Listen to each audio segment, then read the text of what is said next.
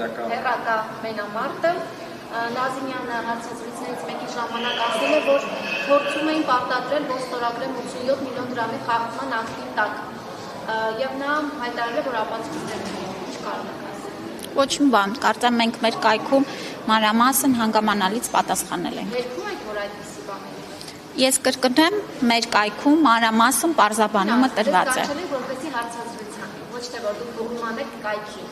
Դուք երգում եք, որ նման բան է եղել։ Ես էլ ձեզ պատասխանում եմ, մանրամասն պատասխանը կայքում տեղադրված է։ Եվ նաև ես առաջարկել էի, որ հարցում անեք, որպեսզի ձեզ համար որևէ մութ տեղ չմնա, հարցում չստացանք, բայց այնուամենայնիվ կայքում տեղադրել ենք։ Հիանալի է։ Դուք որպես առողջապահության նախարար, եթե իսկապես Սուրեն Նազիմյանը 87 միլիոն դրամի խախտում է արել, այս մի քանի տարիների ընթացքում ինչու՞ չեն կալանավորել Սուրեն Նազիմյանը։ Հարգելիս, ես պատասխանել եմ հարցին, այլևս ավելացնելու ոչինչ չունեմ։ Պատասխանել եմ։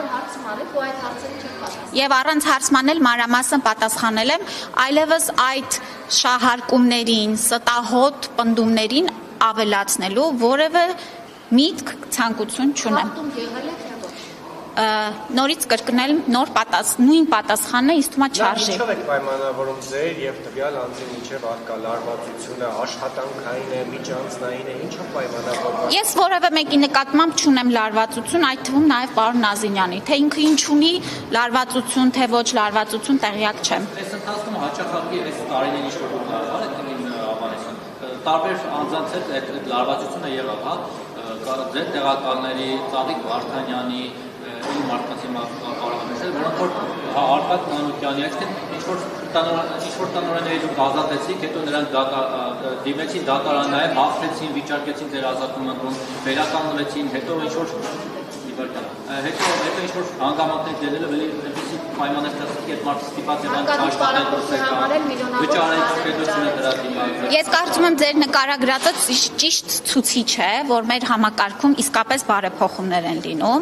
իսկ բարեփոխումների շրջանակներում չեն կարող չլինել փոփոխություններ եւ չի կարող լինել, որ այն մարդիկ, ովքեր որ այդ համակարգի մաս էին կազմում եւ մեր պատկերացումով չեն բավարարում մեր դրած չափանիշներին եւ չեն օգնում մեր բարեփոխումների իրականացմանը, այո, փոխվել են եւ իհարկե իրենք դրանից գոհ չեն, երջանիկ չեն, դա լրիվ նորմալ հասկանում եմ։ Տեսեք, եթե ներողություն եմ խնդրում,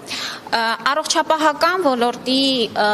ուրեմն բարեփոխումները եւ համակարգային փոփոխությունները, այդ թվում նաեւ կադրային համակարգային փոփոխությունները մշտապես իմ օրակարգում է, ինչպես եղել է, այնպես էլ շարունակվելու են։ Ես ասեմ, որ առաջիկայում էլ եւ վստահ եմ ունենալու ենք թե ազատումներ, թե փոփոխություններ եւ ընդհանուր առմամբ մեր չափորոշիչներն ու նշաձողը քանի գնա բարձրանալու է մեր կադրերի նկատմամբ։